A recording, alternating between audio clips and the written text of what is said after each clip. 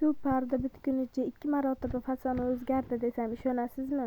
Buni hammasi ham qo'shnimiz, ham qarindoshimiz qizlarini to'ylarini belgilab qo'yganlaridan boshlandi. Menga esa shu yerga parda tikish zimmasi yuklatildi. Agar bu pardani boshida shunchalik qiynalishimni bilganimda to'g'risi olmagan bo'lardim, chunki buni fasoni boshida boshqacha edi, keyin o'zgarib ketdi. Oldingi fasoni shunaqa burmali fason edi. Pardani tayyor qilib, tikib bo'lib, ilib ko'rsatsam, to'ydan keyin orani bekitib qo'yishim kerak, surilmay qoladi, suradigan qilib kalsoli qilib beravering deb qoldilar. Keyin mayli xo'p dedim, uni pardani sökib, qaytadan kalsol qildik.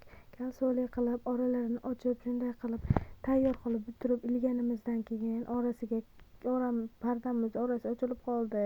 Kalta pardadan qilib tikib bering dedilar. Mayli dedim, uni ham mana tikib tayyorlab bitqizib ildim. Endi shuncha qilgan mehnatimga like bosib, kommentariyada o'z fikringizni yozib qoldirib keting. Obuna bo'lish esdan chiqmasin. To'ylari bo'layotgan qizimizga baxt, saodat, jufti halollariga suyukli yor bo'lishlarini tilab qolaman.